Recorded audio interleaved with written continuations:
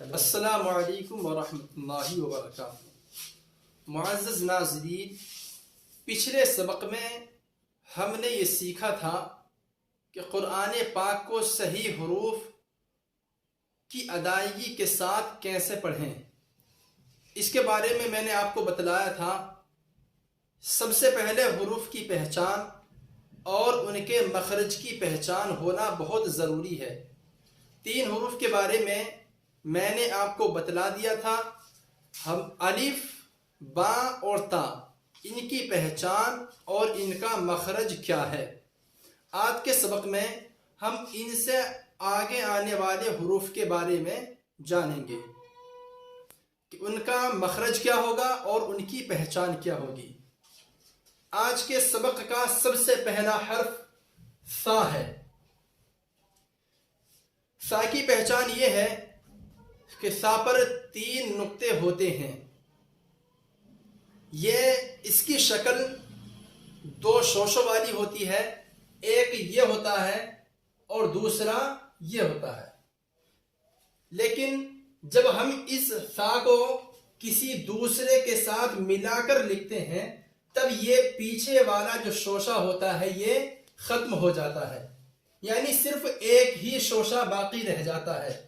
تو اگر ایک شوشے پر 3 نقطے ہوں تو وہ ثا ہوگا،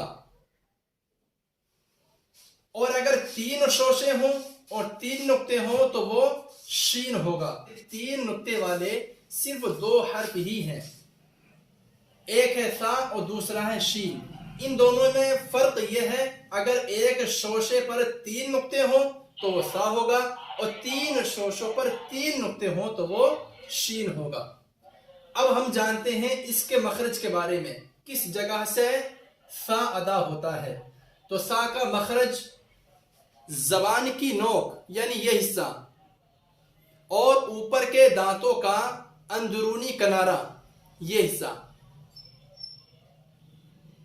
یعنی ہمارے جو اوپر کے دانت ہیں اور ان کا جو شروعاتی حصہ ہے اندر کی طرف سے، اس کو کہتے ہیں اندرونی کنارہ۔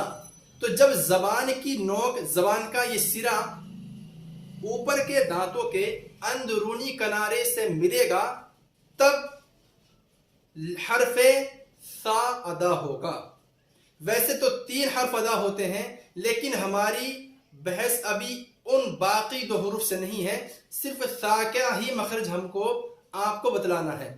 تو ثا کا مخرج زبان کی نوک اور اوپر کے دانتوں کے اندرونی کنارہ، اس کو اس طریقے سے ادا کریں گے، ثا ثا۔ اس کے بعد جیم، ح اور خ۔ اب دیکھیے ان تینوں حروف کی شکل سیم ہے، بالکل ایک جیسی ہے، کوئی فرق نہیں ہے ان کی شکل میں۔ ان کی پہچان اس طریقے سے ہوگی کہ نقطہ کس پر ہے، کہاں ہے اور کتنا ہے۔ تو اگر ایک نقطہ اگر نیچے ہو، جس کو پیٹ بھی کہا جاتا ہے، کہ اگر ایک نقطہ پیٹ میں ہو یعنی نیچے ہو تو وہ بن جاتا ہے جیم یہ، اور اگر یہی نقطہ اگر یہاں سے ختم کر دیا جائے اور بس اس کا جسم یعنی اس کی شکل باقی رہ جائے، خالی ہو، تو وہ بن جائے گا ح۔ اور اگر وہ نقطہ جو ہم نے نیچے یعنی پیٹ میں رکھا تھا، اگر اس کو ہٹا کر کے ہم اوپر رکھ دیں تو یہ بن جاتا ہے خ۔ یہ ہے ان کی پہچان کہ اگر ایک نقطہ نیچے ہو تو وہ جیم ہوگا، اور اگر وہ نقطہ بالکل سرے سے ختم کر دیا جائے تو وہ ح بن جائے گا، اور ایک نقطہ اگر اوپر ہو، نیچے نہیں بلکہ اوپر ہو تو وہ خ بن جائے گا۔ اب دیکھیے یہ ہو گئی ان کی پہچان۔ اب میں آپ کو بتاتا ہوں ان کے مخرج یعنی کس جگہ سے یہ حرف ادا ہوگا۔ جیم، جیم ادا ہوتا ہے زبان کے درمیان اور تالو کے درمیان سے، یعنی یہ دونوں حصے زبان کا درمیان اور تالو کے درمیان جب آپس میں مل جائیں گے، ایک دوسرے سے لگ جائیں گے، تب جیم ادا ہوگا۔ 3 حرف ادا ہوں گے، لیکن باقی 2 کو انشاءاللہ ہم اس کے مقام پر بتائیں گے. جیم دیکھیے زبان کا درمیان یہ حصہ اور اس کے مقابل جو تالو کا حصہ ہوگا وہ بھی تالو کا درمیان ہوگا. تو جب یہ دونوں حصے آپس میں ملیں گے تو 3 حرف ادا ہوں گے.